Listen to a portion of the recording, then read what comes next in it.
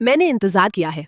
जब मैं कहती हूँ कि मैंने इंतजार किया है तो मेरा मतलब है कि मैंने तब से इंतजार किया है जब से मैंने ये घोषणा देखी थी कि डेली वायर इस नए ट्रेलर के साथ कट्टरपंथी इस्लाम का सामना कर रहा है।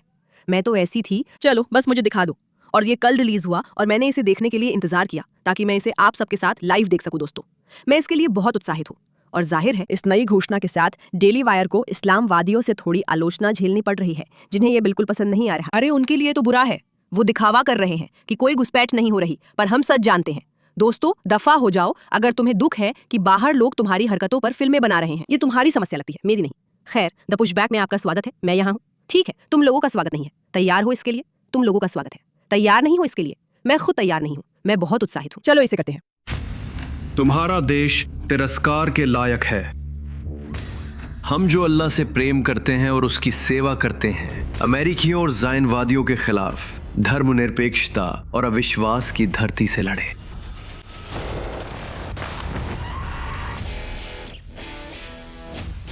कल कोई कैप्टन सॉन्डर्स को सुनने जा रहा है। वो रिटायर्ड डेल्टा फोर्स सैनिक जिनकी नई किताब आई है। वो उन दिमाग से खाली प्रदर्शनकारियों से बिल्कुल अलग हैं। क्या मौजूदा माहौल में क्ले सॉन्डर्स को कैंपस आने देना चाहिए? मिस्टर सॉन्डर्स चांसलर फ्रीडमैन के करीबी दोस्त हैं। ये फैसला मैं नजरअंदाज नहीं कर सकता। इस्लाम के पास पश्चिम को जीतने के 3 तरीके हैं। आव्रजन के माध्यम से, हमारी महिलाओं की कोख से, और हमारे देश की आजादियों का हमारे ही खिलाफ इस्तेमाल करके। क्या आप ध्यान दे रहे हैं? हालेलुया, अल्लाह अकबर। ध्यान से सुनो। महान शैतान अमेरिका गिरेगा।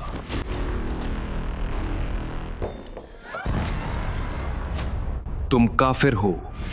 औरतों के शरीर पवित्र नहीं, मर्दों की आत्माएं अपवित्र है। उन्हें इतना खतरनाक क्या बनाता है? उनके लक्ष्य इस जीवन में नहीं है, बल्कि अगले जीवन में है। अरे क्या? यहाँ मेरे दोस्त है, मैं ऐसे ही नहीं जा सकता। मेरी बात सुनो। कानून में हम जो आने वाला है उससे भाग नहीं सकते या छुप नहीं सकते। हमें लड़ना होगा। मुझे अगले जीवन में 10,000 गुना इनाम मिलेगा। जब तुम मरोगे, तुम कुछ नहीं हो, इसका एक ही तरीका है पता लगाना। यही है अमेरिकी तरीका।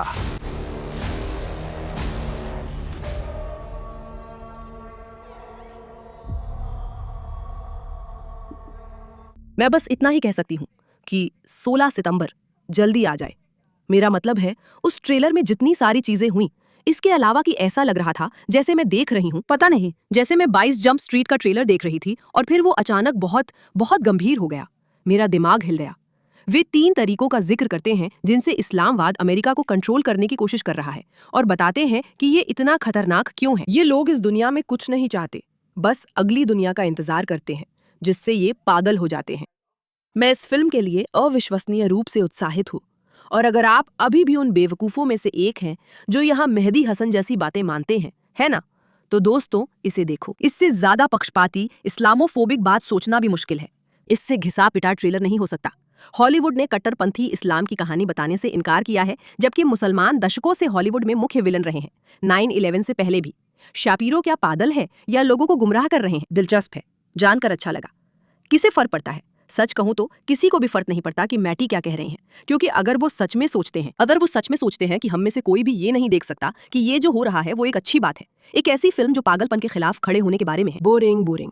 लेकिन फिर भी अगर आप अभी भी उन लोगों में से एक हैं जो सच में नहीं मानते कि खतरा असली है और उन्हें लगता है कि ये बस बढ़ा चढ़ाकर पेश किया गया है, दोस्तों, ये वो वीडियो है जो आपको शायद इसके बाद देखना चाहिए। कुछ सबूत आप कह सकते हैं खुद कुरान से और उसकी अद्भुतता के साथ कि वे सच में अमेरिका को जीतना चाहते हैं। मेरी नई सीरीज के पहले दिन में आपका स्वागत है। वे बातें जो मुसलमान नहीं चाहते कि आप जाने कि उनका धर्म उन्हें करने के लिए कहता है। हाँ, आज मैं साबित करूंगा कि इस्लाम आपके देश पर हमला करना चाहता है। इस्लाम हर घर में होगा इंशाअल्लाह, पूरी दुनिया मुस्लिम होगी। मुसलमानों के खुद इसे स्वीकार करने के अलावा इस्लामी आक्रमण को समझने की कुंजी मोहम्मद के मदीना पर विजय से मिलती है। ये 3 अलग अलग चरणों में हुआ था, और अगर आप उन चरणों को समझेंगे तो आप देखेंगे कि आज दुनिया में आपके आसपास भी वही हो रहा है। हाँ, आप लोग देखेंगे क्या आप सीखने को तैयार है? चरण 1, शरणार्थी। मक्का में अत्याचार झेल रहे मोहम्मद और उनके अनुयायियों को मदीना के एक गैर मुस्लिम नेता से निमंत्रण मिला मदीना आकर शरणार्थी के रूप में बसने के लिए। तो मोहम्मद ने जाहिर है इस निमंत्रण को स्वीकार किया और कई मुसलमानों को मदीना ले गए। आज हम यही चीज यूरोप और संयुक्त राज्य अमेरिका के कुछ हिस्सों में देखते हैं, जहां मुसलमान हमारे बॉर्डर पर शरणार्थी बनकर आते हैं और मूर्ख दिमाग से खाली नेताओं द्वारा उन्हें अंदर बुलाया जाता है। चरण 2, प्रभाव बनाना। मदीना पहुंचने के बाद मोहम्मद ने मस्जिदें बनाना शुरू किया। उन्होंने मुस्लिम मोहल्ले बनाना शुरू किया। उन्होंने मदीना के नागरिकों को इस्लाम में धर्मांतरित करना शुरू किया। उन्होंने अन्य धार्मिक समूहों को बाहर कर दिया और मुस्लिम आबादी को काफी बढ़ा दिया। आज पश्चिमी देशों में आप ये हर जगह देखते हैं, खासकर ईस्ट लंदन और डियरबॉर्न मिशिगन जैसे इलाकों में, जहां हर गली के कोने पर मस्जिदें हैं जो अजान की आवाज में गूंजती रहती हैं, जिससे उस इलाके के गैर मुसलमान परेशान होते हैं। कुछ क्षेत्रों में गैर मुसलमानों का प्रवेश वर्जित है और नवजात लड़कों में सबसे आम नाम मोहम्मद है। तीसरा चरण है कब्जा। वे लगभग यहाँ है। मदीना में मुस्लिम आबादी बसाने के बाद मोहम्मद ने राजनीतिक सत्ता पर कब्जा कर लिया। खुद सत्ता संभालने के अलावा उन्होंने यह भी सुनिश्चित किया कि मदीना भर में कई मुसलमानों को आधिकारिक पदों पर नियुक्त किया जाए। मैं फिर से लंदन और डियरबॉर्न मिशिगन का उदाहरण देता हूं, क्योंकि वहां के मेयरों के नाम सादिक खान और अब्दुल्ला हमूद हैं। मुझे नहीं लगता कि कोई बुजुर्ग मिशिगन निवासी या अंग्रेज दादी ऐसे नाम वालों को वोट देती। कुछ कम बुद्धि या इनकार करने वाले लोग इस योजना को नकार सकते हैं, इसलिए मैं सबूत के लिए लेबनान का उदाहरण देता हूं। कई लोग नहीं जानते कि लेबनान कभी बहुसंख्यक मैरोनाइट ईसाई देश था, लेकिन फिलिस्तीनी शरणार्थियों के बड़े प्रवास और अधिक बच्चों के कारण अब यह मुस्लिम शासित देश बन गया है, जहां हिजबुल्लाह एक आतंकवादी संगठन ही सरकार है। अब मुझे आपको एक सवाल पूछने दीजिए। एक अमेरिकी के तौर पर मैं देखता हूं कि मिशिगन के डियरबॉर्न जैसे इलाकों में मुस्लिम परिवार बहुत सारे बच्चे पैदा कर रहे हैं। तो मेरा देश इस साफ साफ जनसांख्यिकीय बदलाव के जरिए हमारे देश पर कब्जा करने की साजिश से निपटने के लिए क्या कर रहा है, मैं आपको बताता हूं। हम हर साल 1.1 मिलियन बच्चों का गर्भपात करते हैं। हमें कुछ करना होगा, नहीं तो हम लेबनान की तरह और उससे पहले मदीना की तरह हो जाएंगे। हाँ, ये जानकर हैरानी होती है कि वे आपको इतिहास जानने नहीं देना चाहते, क्योंकि अगर आप बस इतिहास पढ़ लें तो आपको दिख जाएगा कि ये एक योजना है। ये वही चीज है जो वे बार बार करते आ रहे हैं। और आपकी सरकार क्या कर रही है? नहीं, आपकी सरकार ज्यादा कुछ नहीं कर रही। और यही वजह है कि ऐसी कुछ संस्थाएं हैं, जैसे बड़ी मीडिया कंपनियां मेहदी जैसी आवाजों से मुकाबला करने की कोशिश कर रही हैं। तुम लोग तो बस पूर्वाग्रही हो, नहीं, तुम आक्रमणकारी हो। समस्या तो तुम लोग ही हो। असल में हम समस्या है। हमें ही तुम्हें समस्या बने रहने देना बंद करना होगा। हमें ऐसे लोगों को वोट देना बंद करना होगा जो सोचते हैं कि तुम ठीक हो। हमें उन लोगों और मीडिया संस्थाओं की बात सुनना बंद करना होगा जो तुम्हें ऐसा दिखाते हैं जैसे तुम ही मध्य मार्गी हो। हाँ, ये काम नहीं करेगा। और ऐसी फिल्में जो इन मुद्दों के बारे में वैसे ही बात करती हैं जैसे वे हैं, और हमें याद दिलाती हैं कि हमें इन चीजों के खिलाफ लड़ना है और याद रखना है कि वे असल में क्या योजना बना रहे हैं और वे सच में क्या करने की कोशिश कर रहे हैं।